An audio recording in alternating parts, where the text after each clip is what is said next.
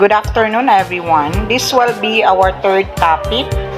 We have connecting theory practice in teaching science. At the end of the lesson, you should be able to explore some of the current theories that explain how students learn. Second, organize ideas about learning into two key topics, theories of learning and learning styles. The third one, form an important link between theory and practice, specifically in teaching biology and chemistry in the primary grades. Next, devise a variety of methods and strategies to correlate with student learning styles.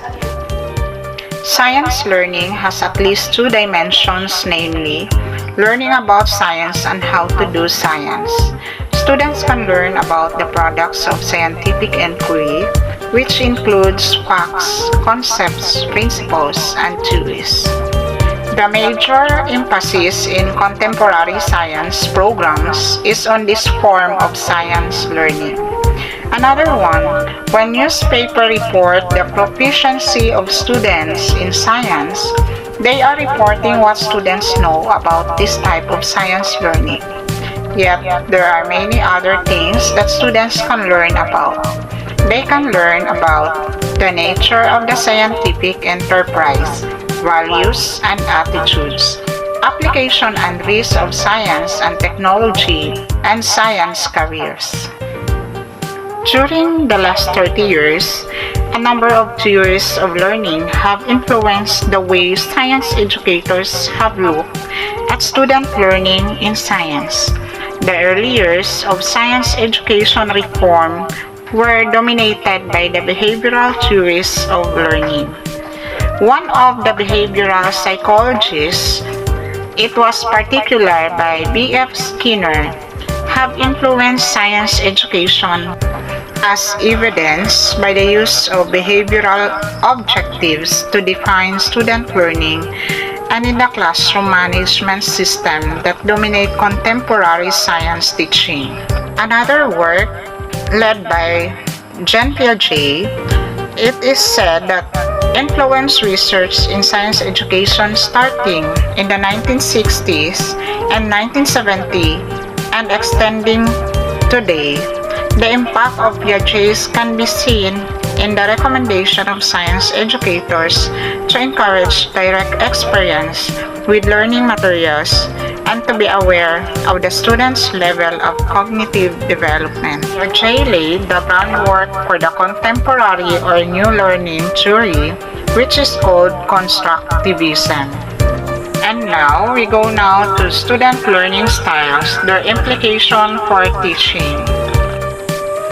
These are the learning style developed by Kenneth Dunn, which is a comprehensive approach to learning styles and have found that learning styles are affected by the students. The first one is what we call the immediate environment. The second one is we have emotionality. The third one is sociological needs. The fourth one is physical needs. And the last one, we have psychological processes.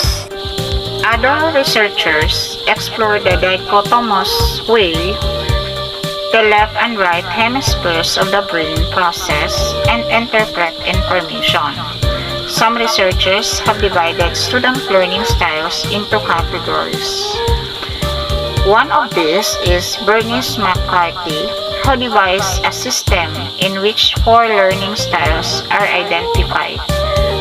These are innovative learners, analytic learners, common sense learners, and dynamic learners. Students, teachers, and learning styles. Learning style pertains to how we learn. To some educators, one learning style is a biologically and developmentally imposed set of characteristics that explains why the same lecture, readings, interaction, classroom settings, and teachers affect individuals so differently. There are 2 crucial questions related to student learning styles. The first format system, which applying learning style and brain-based concept to science teaching, is what we call imaginative learners. It perceives information concretely and process it reflectively. They are sensory-oriented as well as reflectors. They are imaginative thinkers and like to work with other people. Their favorite question is why. The second one, we have the analytic learners. It perceives information abstractly and processes it reflectively. They are abstract thinkers who ponder their creations, which tend to be models and theories. They value sequential thinking.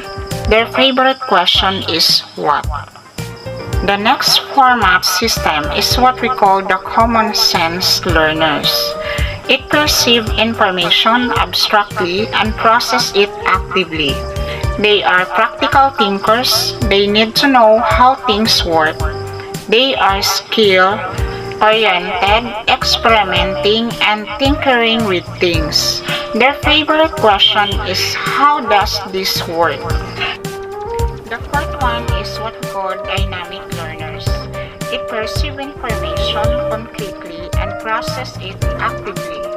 These learners integrate experience and application. They learn by trial and error and are risk takers.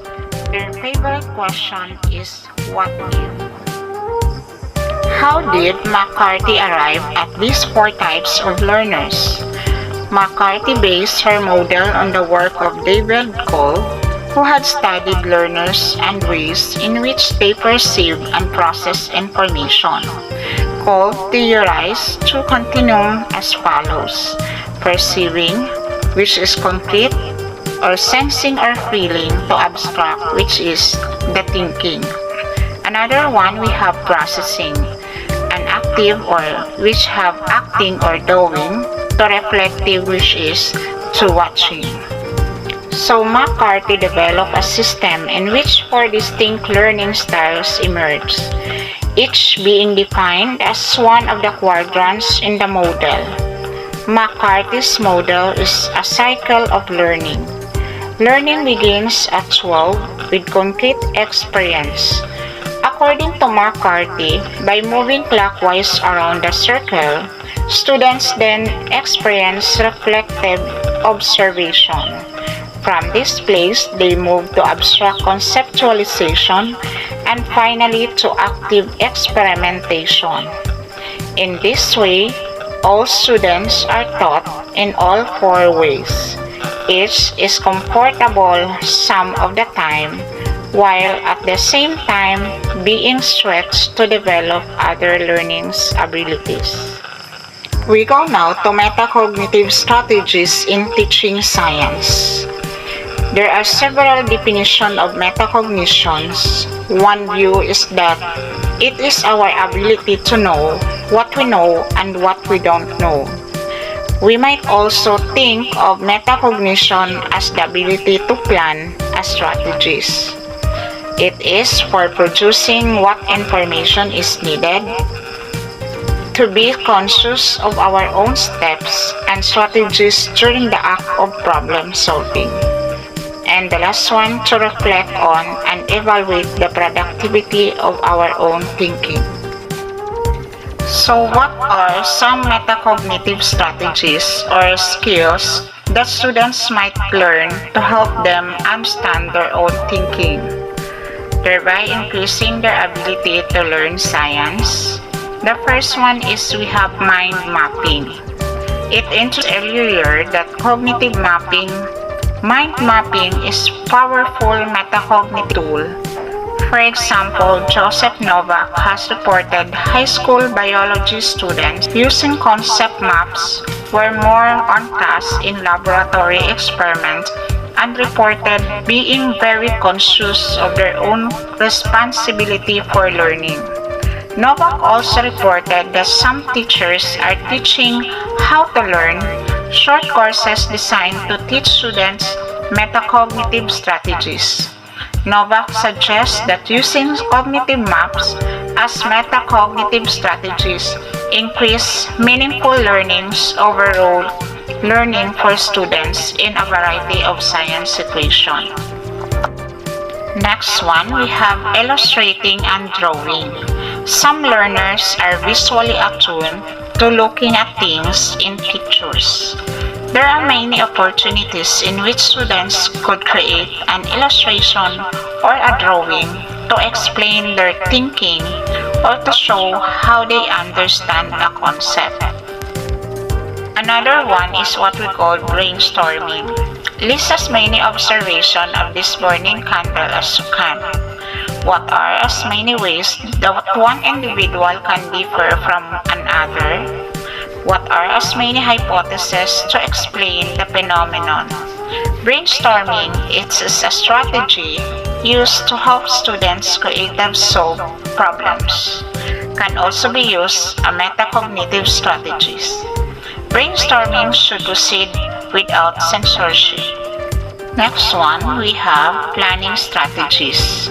Student can be shown prior to an activity, short-term or long-term, how to go about solving or completing it, special ways that might be helpful for attacking the problem, any rules and direction to follow, especially if working with equipment, chemicals, or other science materials. Next one, we have generating questions and other inquiry strategies.